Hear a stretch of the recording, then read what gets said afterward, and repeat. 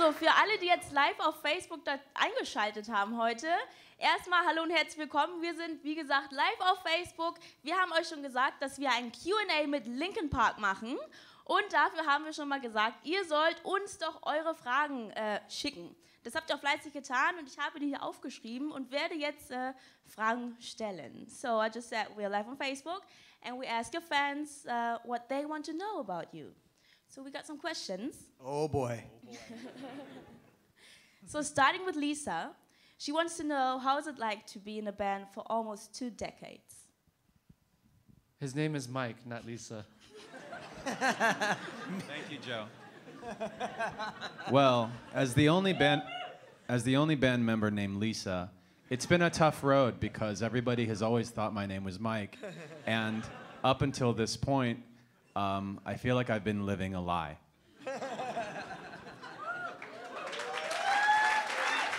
Everyone, let's welcome Lisa.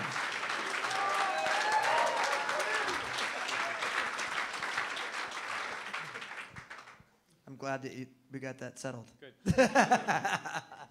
It's amazing. Was that all the questions? No. Music now? Should we play? No. What other questions do we have? Basically, everyone wanted to know when you will be back in Germany playing a headlining tour. Well, we'll be back for some festivals in May, I think, or June. So you can go to linkinpark.com and find the dates there. I think we're doing one headline show at the Mercedes Arena, but are we allowed to say that yet? Well, it's out. Boom. Oopsie. Uh-oh. At some point. Nobody's recording this, right? Yeah, I mean, it's like live on the internet. Ooh, I did.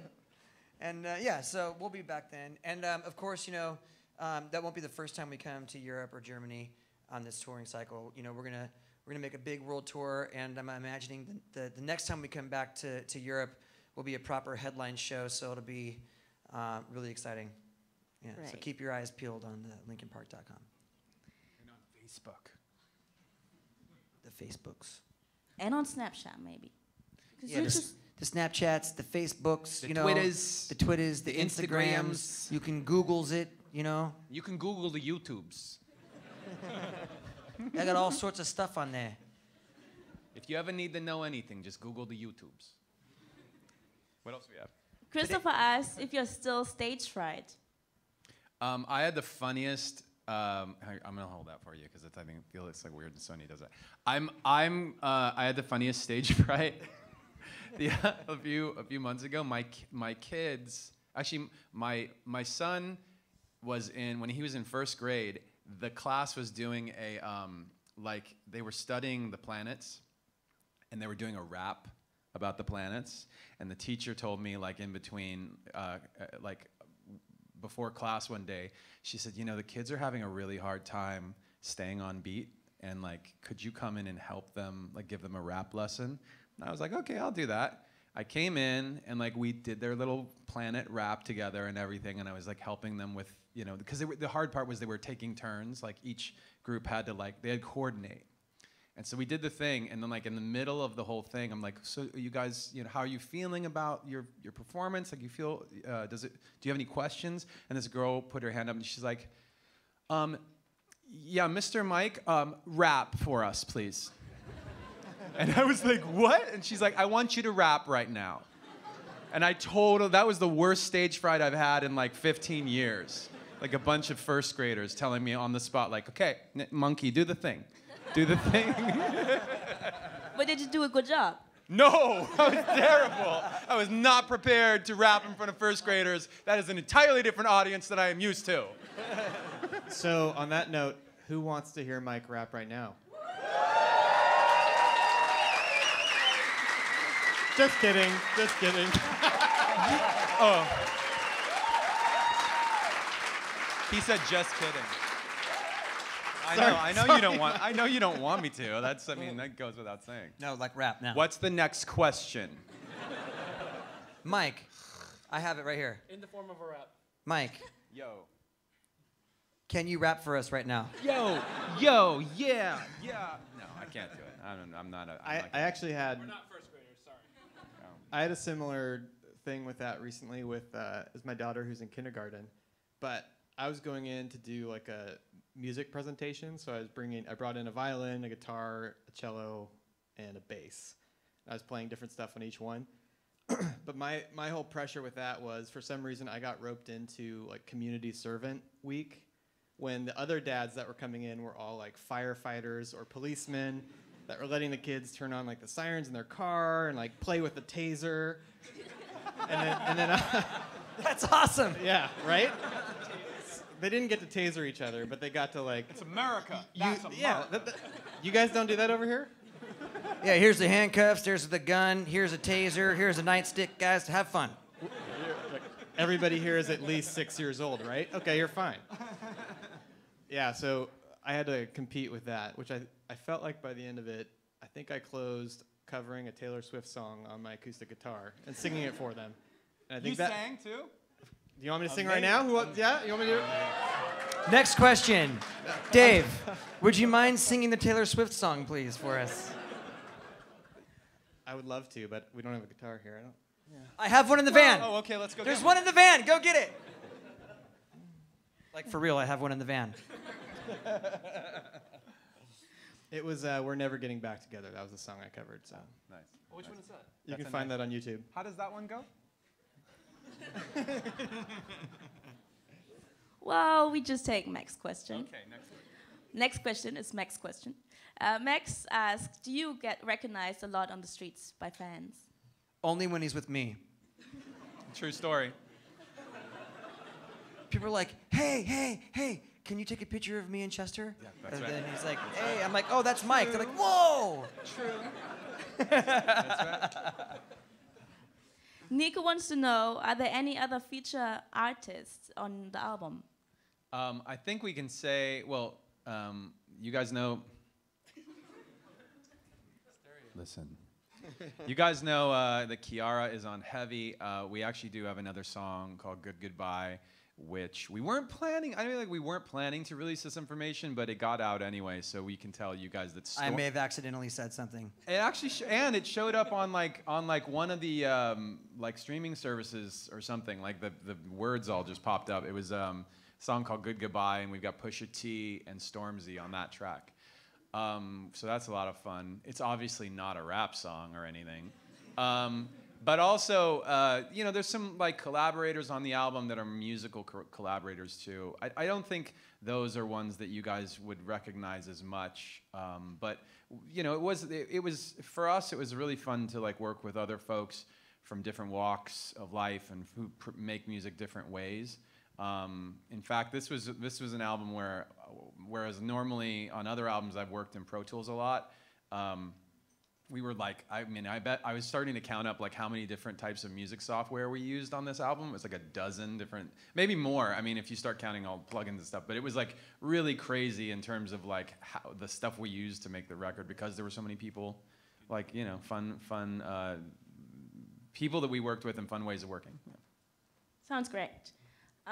Sarah wonders, what was the hardest show you've ever played? The hardest show? Okay, the most crazy show with the hardest crowd. And I mean, like, not like, oh, they're standing there like this. We're not entertained. Please entertain it. It was like the hardest, most hardcore crowd I've ever seen in my life was in Norway. Remember we were playing outside? It was the day that Dave got attacked by like a mad mosquito. It was concerning. For some reason, for one day of my life, I've been allergic to mosquitoes. It was that day. And it was in Norway where they looked like birds. It was crazy. Like, and it went into his shirt. It was just like bam, bam, bam. Like, and it was hilarious. And then, but yeah, the crowd there was nuts. Like, I think we heard the numbers after the show. Like, every second of the show, across the entire barricade in the front, per second, 2 people came over. So that's for like 90 minutes. It looked like a waterfall. It was just a waterfall of people. It was a waterfall of people. And like, I'm not kidding. It was like people that looked like this nice looking young lady right here. And like, then like her dad was just like, I gotta go with my, you know, he's like chasing his daughter down. And they were like throwing punches and like No one got hurt. It was fantastic, but I was just like, wow, this is the rowdiest group of people I've ever seen. It was great. Thomas wants to know what makes you guys enjoy music or being musicians. That's very presumptuous. I'm just saying. I mean, I know we say it, but Music sounds nice. You can listen to it in the car. You can go for a nice jog. If you're gonna be doing something difficult, you can amp yourself up to go do it. Joe, hey Joe, have you ever heard it said that music is the universal language? That's math. Music is the soundtrack that math makes. That's true. That's I know I just got like real deep on that, but That's that was super. accidental. That's super deep. That was not meant to be smart. Was it?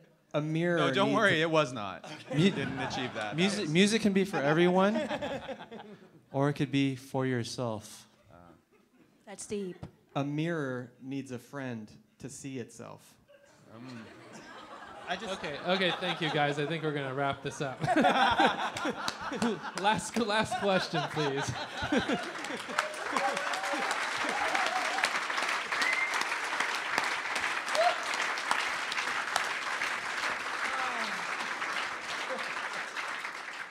Hannah got a question.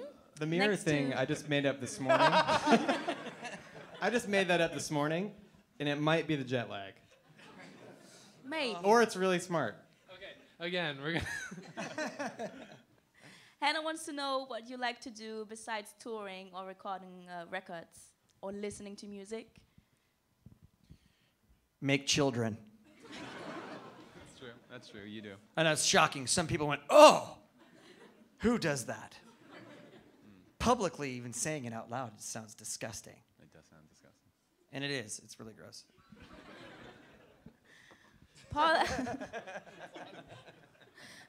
Paul asks, why was Karriere your choice for a feature artist for your song Heavy? Why was? Say it again. Karriere? Oh, why? Why Little Kiwi? Oh, because that's little Kiwi. She She good. She's dope. Because I like how She can sing. We were introduced to her by Zane Lowe, and she came down. And the first time she came to the studio, it was just to hang. And then like months and months later, we had written Heavy, and Julia Michaels was one of the collaborators on it. And she, when we were writing it, she was singing. You know, we were all singing the parts, and she was singing the parts and stuff. And it just struck us how great it sounded to have a female voice on it as well. So, and Kiara came to mind, like, as we were trying to figure out the arrangement. And she came in, I feel like she really worked hard to get that vocal. Like, she came in once and sang it, and we all listened to it. We, like, decided, okay, let's do it again and, like, even make it better, which I really appreciate, like, you know, an artist who will go the extra step to, like, make something great, you know. Okay. Talking about Heavy, Leonard wanted to know if the song Heavy is related to someone. All the tracks on the record are actually related to either very specific people or situations that surround the people that are closest to us. And I know for me, like, personally, Heavy was really more of a reflection on myself when I was writing it. Because I was like, you know, like this, I feel like this sometimes. I feel like I get kind of, you know, at the time when we were writing Heavy, I was like, I did not like my mind at that point. I was like, I was kind of stuck in a little something funky.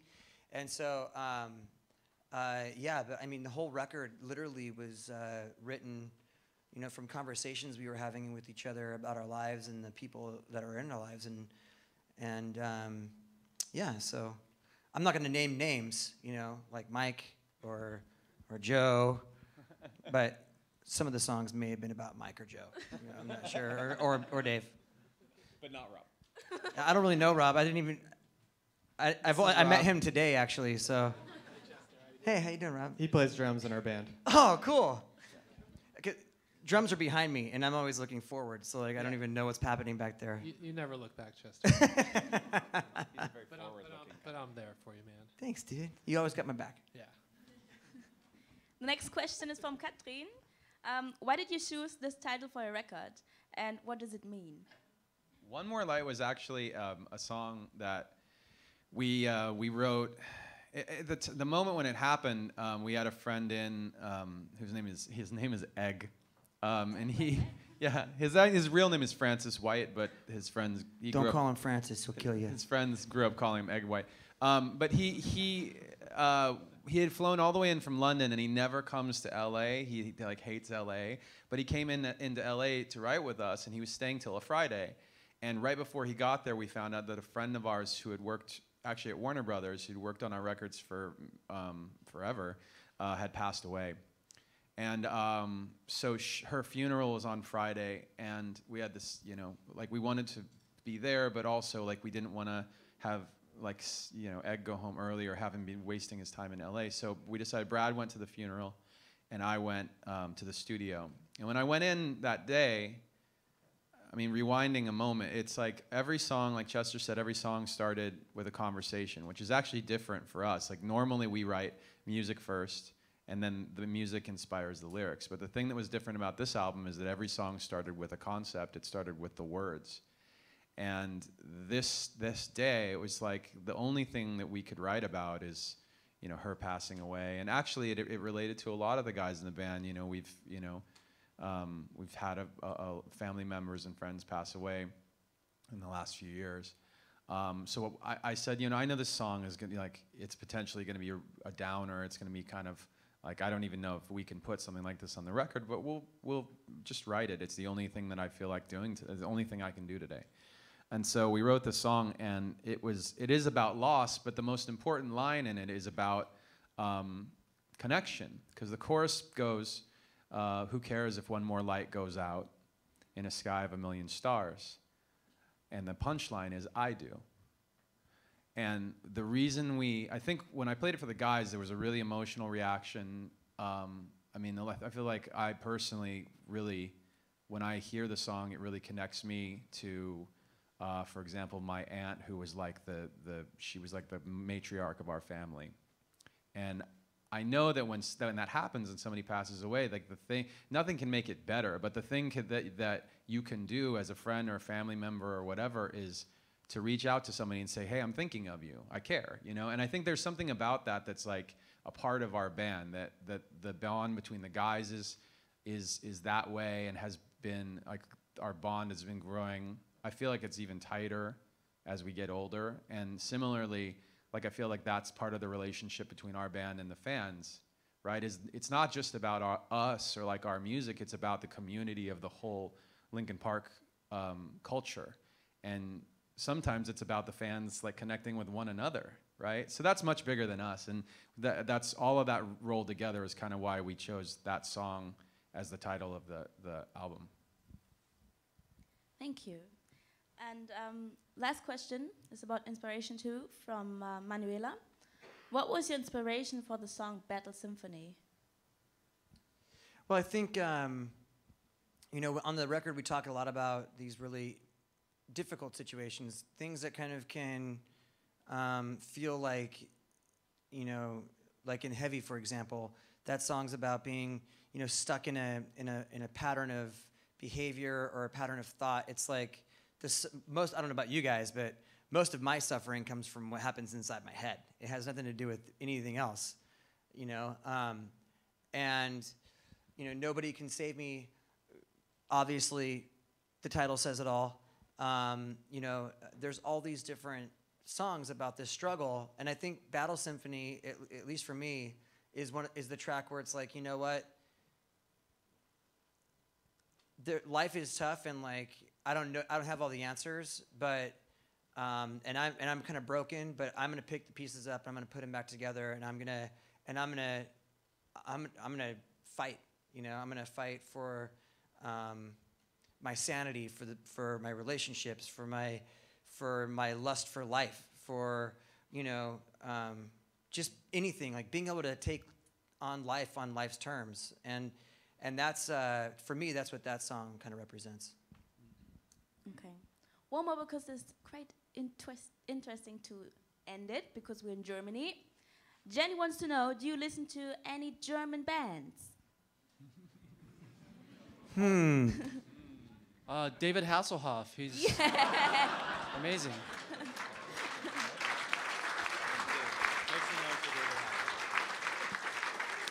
Best answer. Thank you. That was great. Yep. Thank you very much for being this Q&A.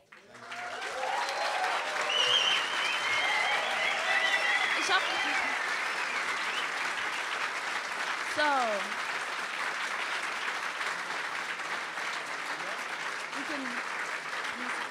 vielen Dank, Facebook-Freunde. Wenn ihr mehr sehen wollt von Linkin Park, am 19. Mai erscheint das neue Album One More Light. Thanks for having us. Thanks for having me. Thanks for being here.